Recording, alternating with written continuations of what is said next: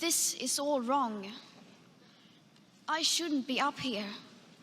I should be back in school on the other side of the ocean. Yet you all come to us young people for hope. How dare you?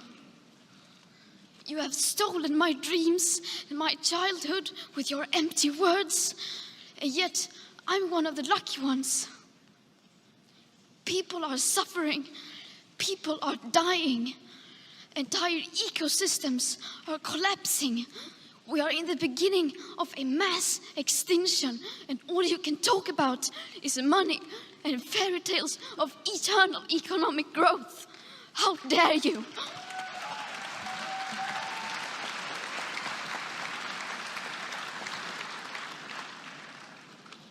For more than 30 years, the science has been crystal clear.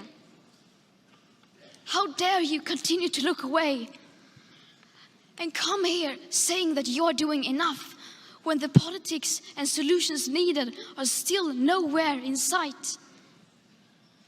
You say you hear us and that you understand the urgency. But no matter how sad and angry I am, I do not want to believe that. Because if you really understood the situation and still kept on failing to act, then you would be evil, and that I refuse to believe.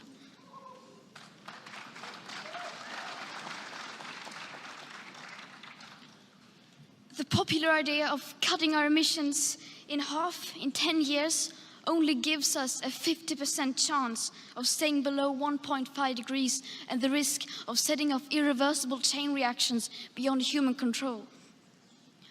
50% may be acceptable to you, but those numbers do not include tipping points, most feedback loops, additional warming hidden by toxic air pollution, or the aspects of equity and climate justice.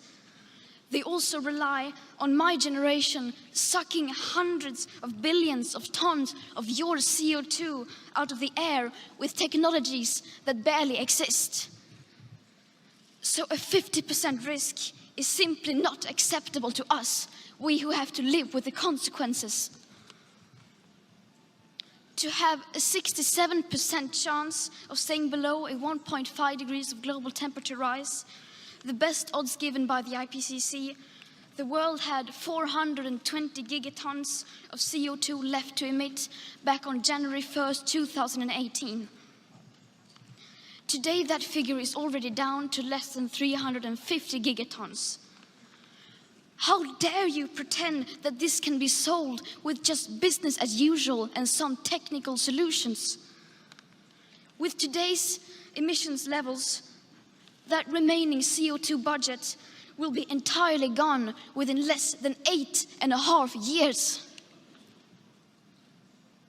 There will not be any solutions or plans presented in line with these figures here today, because these numbers are too uncomfortable and you are still not mature enough to tell it like it is. You are failing us. But the young people are starting to understand your betrayal. The eyes of all future generations are upon you. And if you choose to fail us, I say we will never forgive you.